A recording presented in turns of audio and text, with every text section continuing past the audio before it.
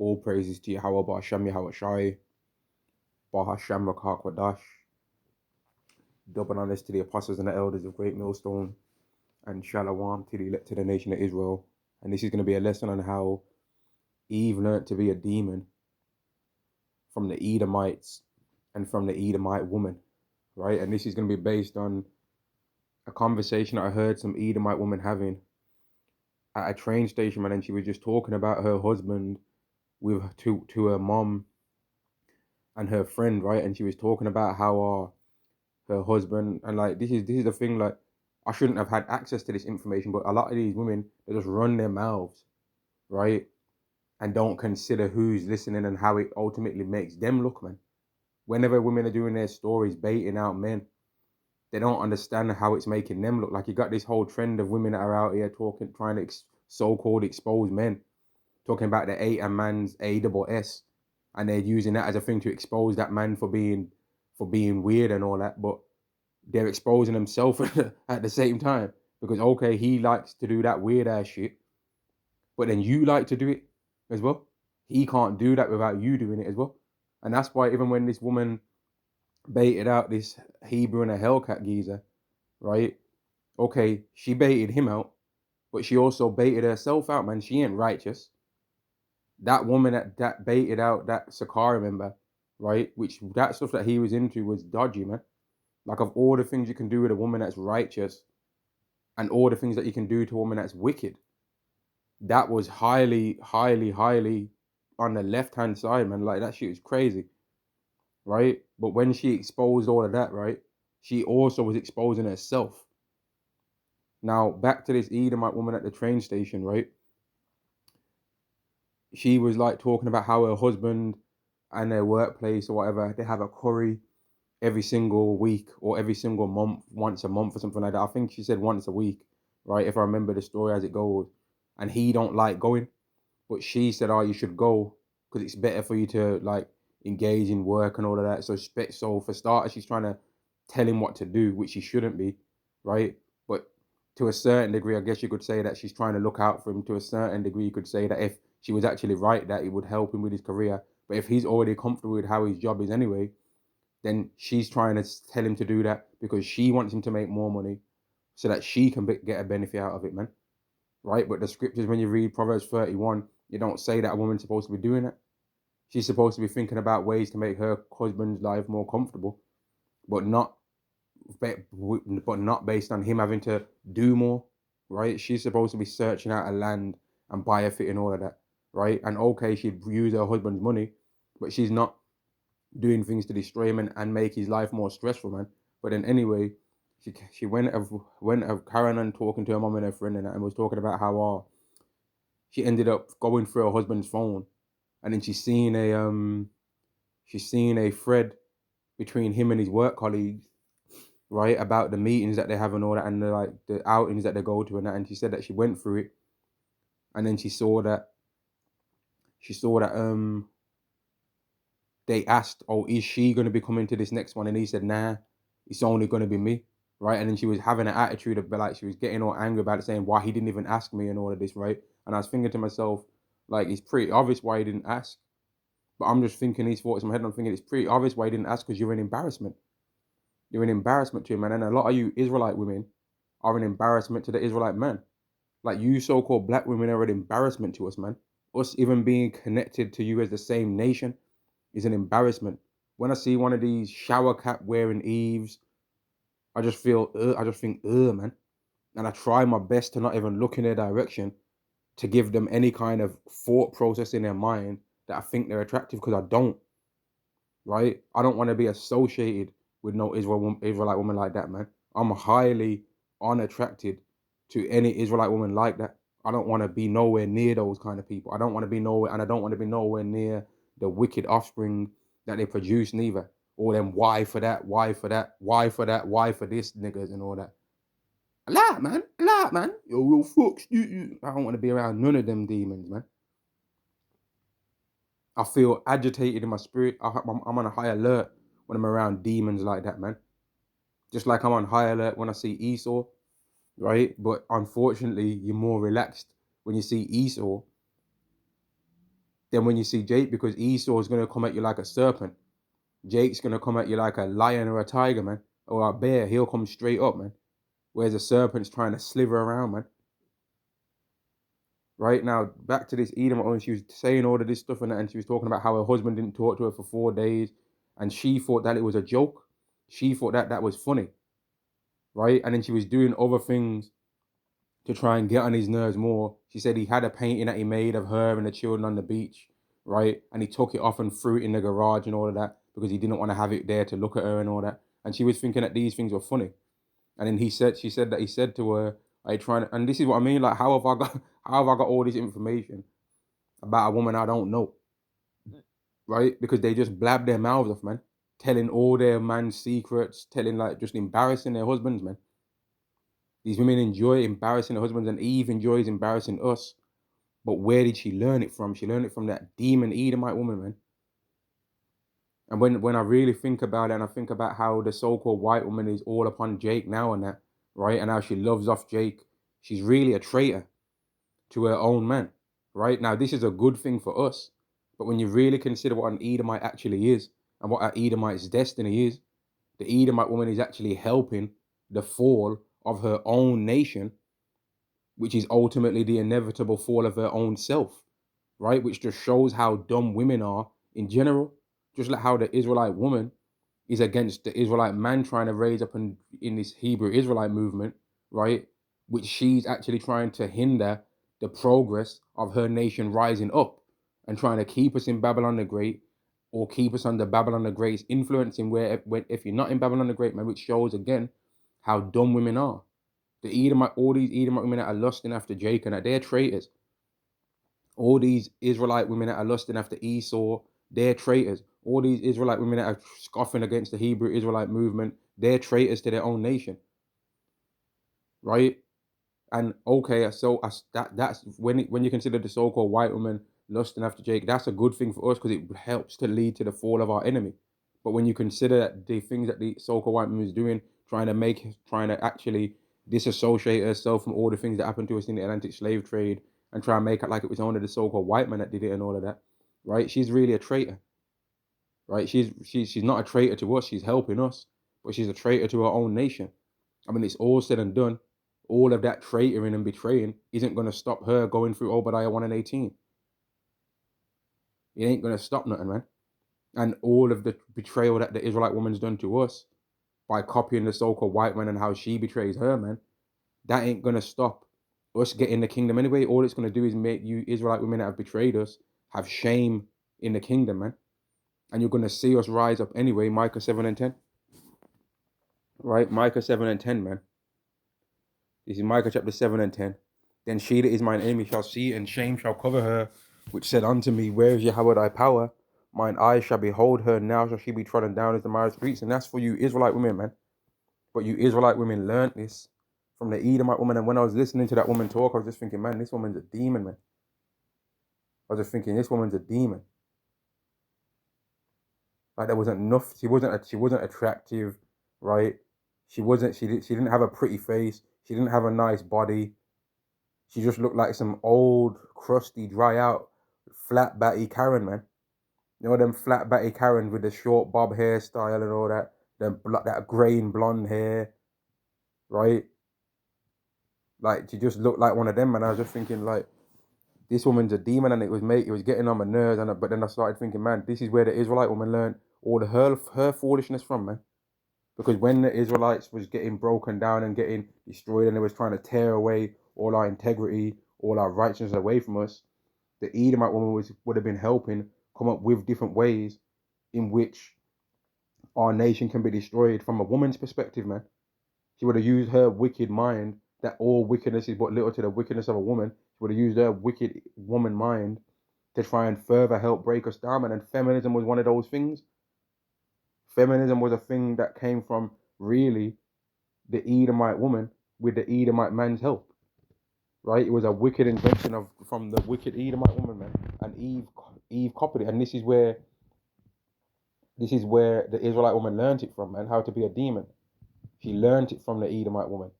And when you look at our nation, you can see that it's true.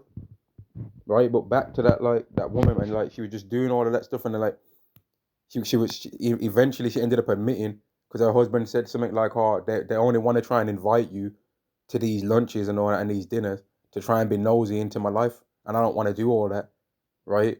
And then she ended up eventually saying that he's right, they are trying to be nosy. Then she was saying, oh, he hasn't got the right to not invite me because I might want to be friends with these people. And I'm thinking to myself, why the hell, yeah, would a woman want to be friends with your work colleagues? But then I understand how women are anyway, right? And women be trying to think they're slick, man. They be trying to get around men in on some social thing and that, but really they're trying to set up backup plans for themselves, man, and extra attention that they can get from men. But women think they slick. Women will show up to a man's workplace and that, bringing him lunch and all of this, trying to act like she's doing something good, but really she's fishing to try and see if there's anyone else where he works that's more attractive than him, man, or who his boss is, so she can try and level up the food chain, man. Women be thinking they're slick, man. Women in this world, they be thinking they're slick, but they're not, because your Howard's seen all the things you've did, and when it's all said and done, you men are gonna get jacked up anyway, man. And you can't end up hiding behind or hiding from where all of this stuff comes from, because it ultimately comes from Esau, man. That this damn devil Edomite, right? That is the source of all of this wickedness. Is Isaiah chapter 32 and verse 9. Rise up, you women that are at ease. Hear my voice, ye careless daughters. Give ear unto my speech. And some of the things that you Israelite women need to fix up from is that you're siding with a nation of women that hate your guts, man.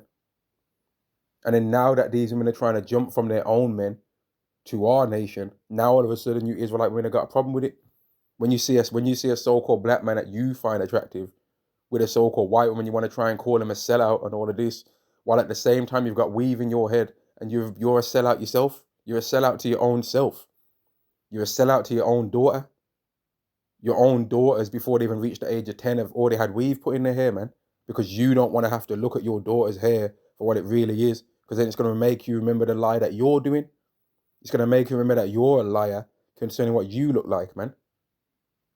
There's a whole YouTube channel of one Jake, Stop Playing Trey, which he's bugged out anyway and doesn't understand it with the Israelites, despite all the things that he says about Israelite women's hair, and then connecting it to Isaiah 3 and 16. He hasn't made the connection between that and Isaiah 3 and 16 to verse 24 that says that the Israelite woman, because of her prideful attitude, was going to lose her hair.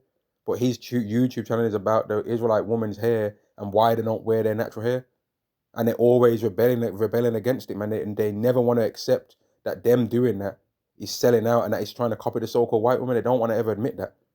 And even if it wasn't copying the so-called white woman, it's copying the so-called Indian woman. Then it's copying a woman that you ain't, because your hair don't grow like that, man. There's a complete difference in appearance, but when an Israelite woman straightens her own hair versus when she straightens or when she has that fake hair put in her head, man. And I've never really liked seeing that Israelite woman with that weave in her hair, man. I always thought it looked stupid, especially when it's blonde. I always thought it looked stupid, man. I've always thought it looked stupid. And I've always seen behind the curtain of what that is, because I've seen my so-called sister and my mum do those things, man. I've seen the women in my family have that stupidness in their hair. A lot of them have it, man. But then I've also seen women in my family not do it. Verse 10, many days and years shall ye be troubled, ye careless women, for the vintage shall fail, the gathering shall not come. And like, man, when I was thinking about that woman, that Edomite woman, I was thinking, man, this woman's a demon, man. And like, she doesn't understand that the reason why her husband didn't want to invite her is because of her, right? Because maybe he thinks she's gonna try and flirt with his work colleagues. Maybe he thinks she's gonna try and embarrass him at work. She's gonna try and like say things and backtalk him and all that, and make his standing in the workplace go down. Women don't consider that. If a woman is just meek and silent and just sticks to her husband, and when someone asks her questions, she looks at her husband as if she can answer it or not, that would make his ranking go up. But women don't think like that. Whenever they're doing things, they're always thinking about their attention.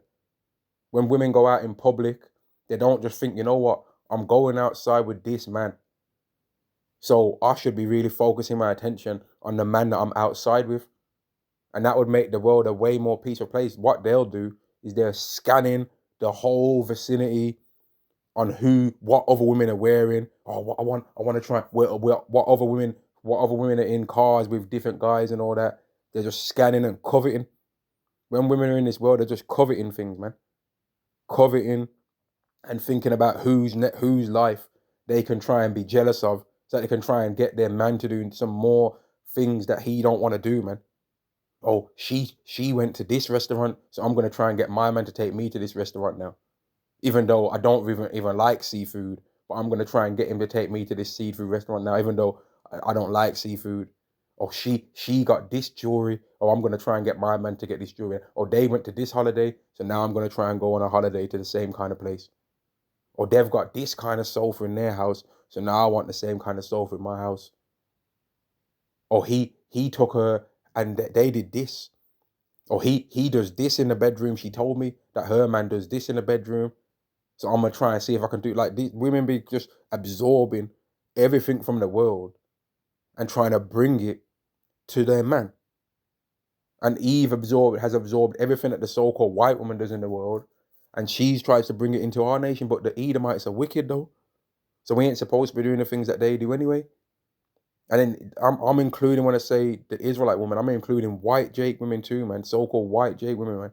They ain't exempt from being under the Eve banner. Neither are you Latino women. You're Eve too, man. And if you was to ask the Latino man about the so-called Latino woman, you'd find out that they're hoes too. They ain't exempt from being hoes. They're hoes too. In fact, because a lot of them look better than the Israelite woman right now, on average, right? They've got even more ability to be hoes, man.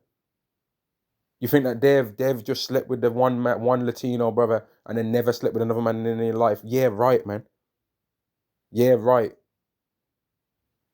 They're sneaking off with Esau too, man. They ain't exempt. Verse 11, tremble you women at ease, be troubled you careless ones, strip you and make you bare, and gird sackcloth upon your loins. They shall lament for the teats, for the present fields, for the fruit of the vine. And there's a lot, man. There's a lot that's going to happen to women when this society falls, man. Right? And a lot of, like, when I was listening to that. One second.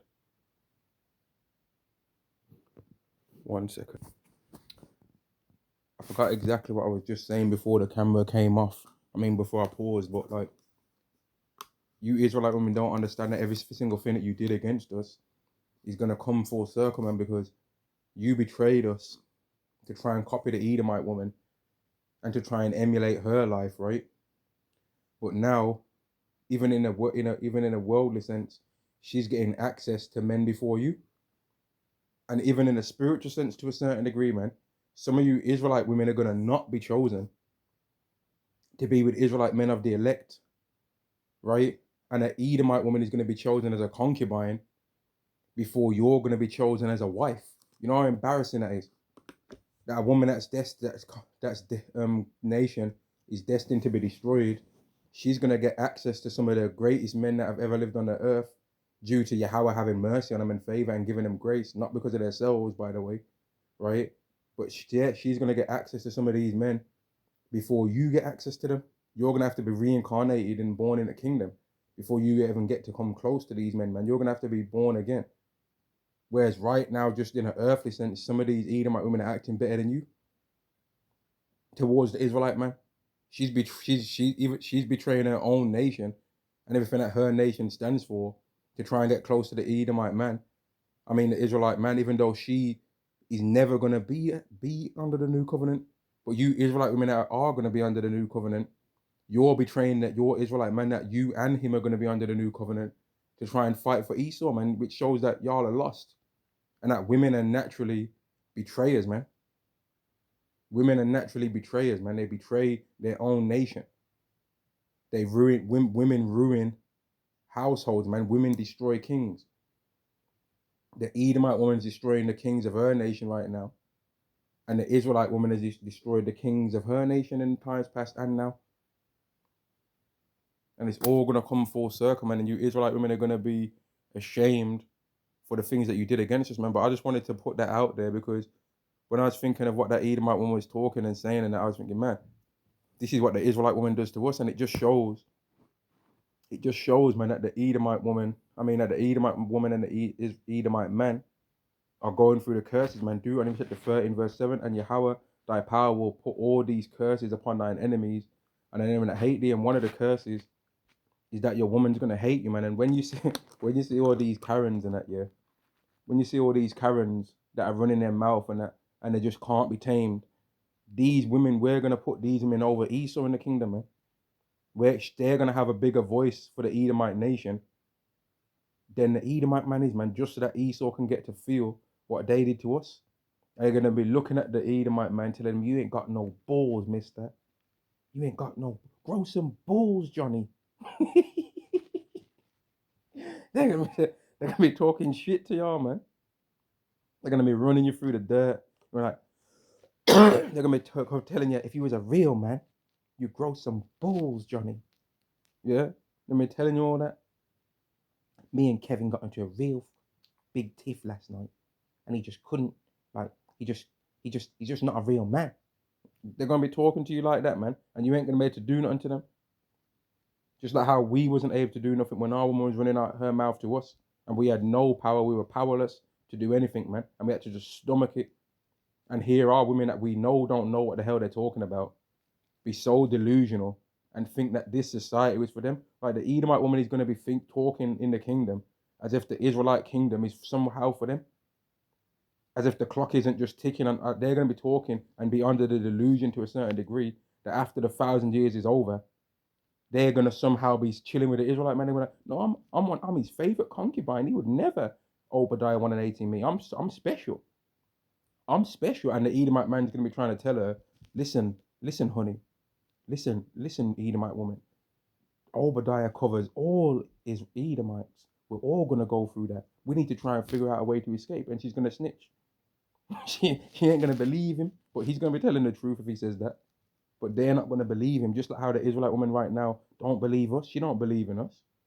The white Jake woman, they don't believe in us. The women in general, they don't believe in the average man that's just walking through the world. And when I say average man, I mean the everyday man. I'm not even talking about salary.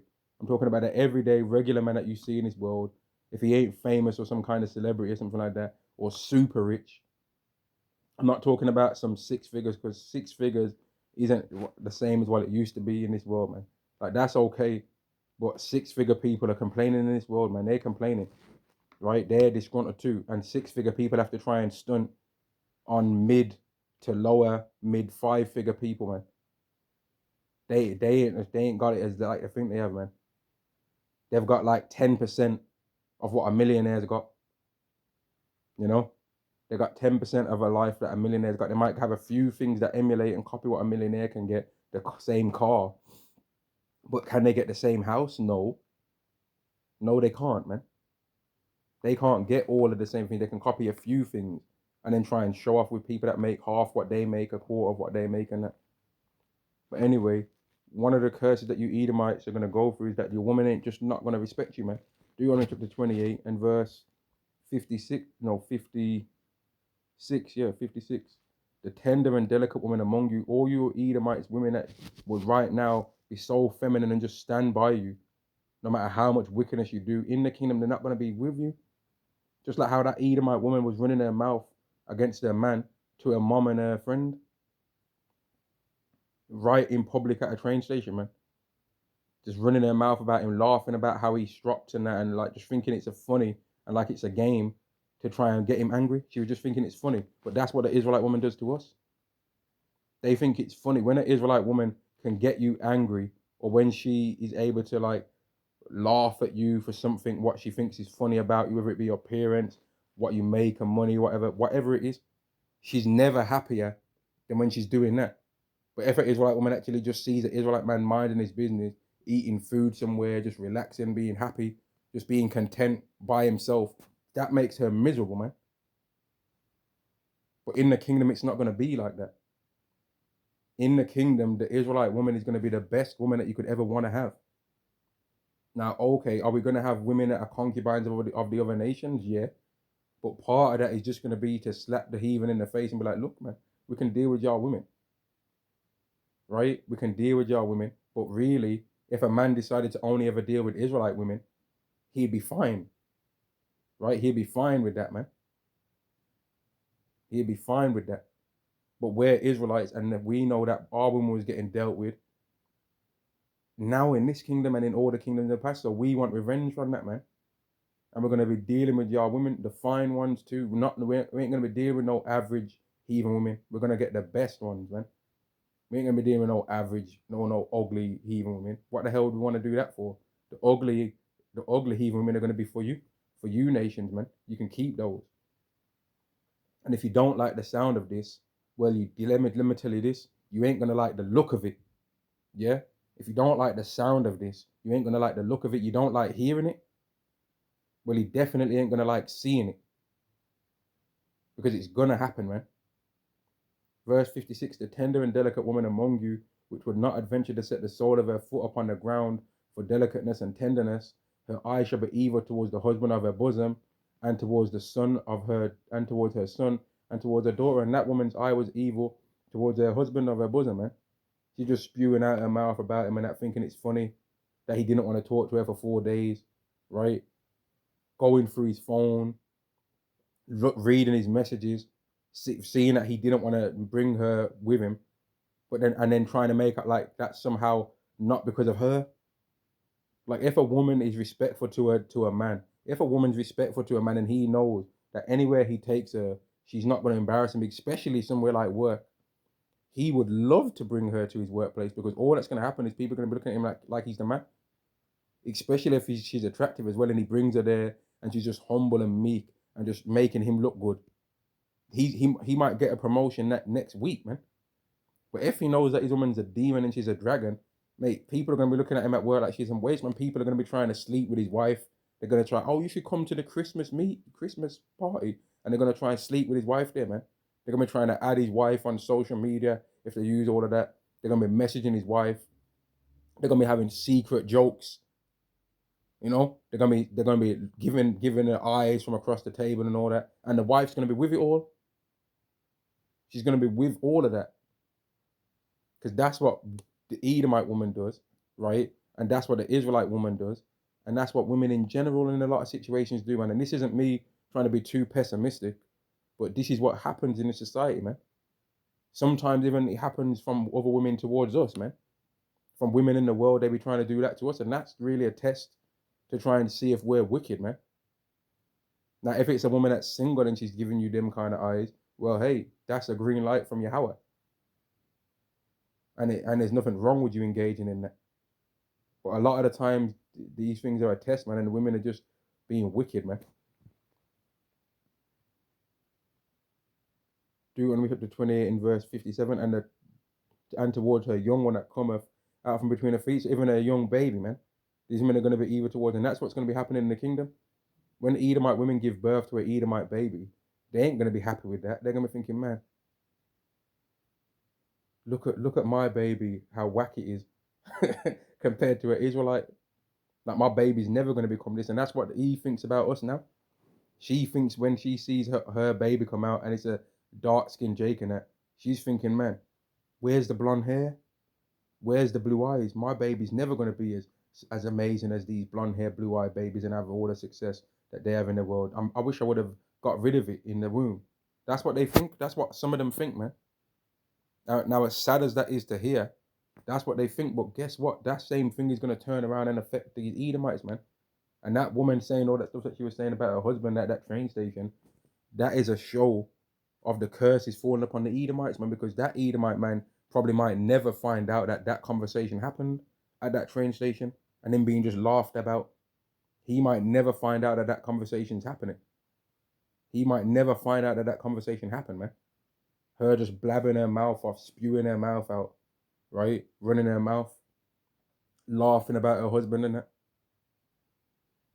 And then when women start getting that kind of thing in their mind, they start thinking then that all the men that they decide to flirt with and do things with in that day, oh, it's all justified because he got me angry, or because he didn't invite me to the work lunch or the work dinner. I'm justified in doing all of this against him. I'm justified in cheating. Like, this is the kind of sickness that women have in their mind, man. They're sick in the head. Women are just like Esau. Esau thinks in his mind that all the things, the wicked things that he's doing against the children of Israel are justified, because if they weren't justified, how is he able to get away with them? That's what he thinks. Just like how wicked, adulterous women think that if they eateth and wipeth their mouth, that they've done no wickedness, right? Such is the way of an adulterous woman. She eateth and wipeth her mouth and saith, I've done no wickedness. Let me know what. Let me get that. I think it's 30 and 20. Proverbs chapter 30 and verse 20. Such is the way of an adulterous woman. She eateth and wipeth her mouth and saith, I have done no wickedness. And that's how these women do, man. Sometimes when you see these women walking on the street and they're trying to give you the eyes and that, just know they got a man. Sometimes when you're just walking on the street and you see a woman in the car and she's looking at you with some lustful eyes and all that, just know that that woman's more than likely a lot of times got a man. And she's trying to venture out, oh, I wonder what it would be like with him. Or he looks like he could do it better than my man could do it. That's what they're doing, man. And like I heard, I've been hearing this saying going around amongst what we believe, that these ain't the best thoughts, but they're the right thoughts, man. So just like how I've said that women are doing that in general, that also means that our women could be doing that, man. Our so-called women could be doing that too against us, man. And there's a whole thing that be getting said as well amongst what we believe, that a lot of these wives that are with men right now, a lot of these so-called wives, they're not making it in the day of the Lord's wrath, man. They're just something that's with the man now. You know, they do some things right, but they would do a lot of things wrong and that. And they're with these men just for now, man. But when it goes down, they're not going to be with these men. They're going to be replaced, man. And I can see that easily happening. So easily. Because when the society falls, certain things are not going to matter no more. When the society falls, rent money, like going out to restaurants, like going out to holidays and different things like this, that's just not going to mean anything no more, man. The social back and forth of life, that's not going to mean anything when the society falls. It's not going to mean nothing, man. It's going to mean zero. It's going to mean nada, right? The only thing that's going to matter is the spirit on you to survive these times, right? Wisdom and knowledge to be the stability of thy time, and that's the only thing that's going to matter then. And you Israelite women have got a decision to make, man. You want to follow after the Edomite woman, or do you want to follow after the Israelite man? Do you want to follow after the Edomite man, or do you want to follow after the Israelite man, right? Do you want to follow after Yahweh Bar Shem Yahweh Shai, or do you want to follow after this wicked world and Satan, man? You got a decision to make. There's men of our nation that have already made the decision that they decided that they want to follow after Yahweh. But some of you Israelite women are going to have to consider what you're saying, man. Because there's going to be some women that are going to be able to get into this thing at the end. But a lot of you men have been given the opportunity to get into it now and you refused it. So you ain't going to get the chance to try and get into it. And you had the chance to get into it before the end. And you threw it away, man. You thought it was nothing. Like it's gonna get serious, man. And like when I was just thinking about, man, I keep thinking about it now, like how that Edomite one was going on, and it just reminded me of Eve, man. But it's obviously like old Karen ain't gonna be using the same wording as the things that Eve would say. But it was the same shit though. But which is good for us because it shows that Esau was under the curses in regards to his woman. But that it also shows that that's where the where the Israelite woman got it from, man. She got it from the Edomite woman. And on that, I'm going to say shalom. Shalom to the elect.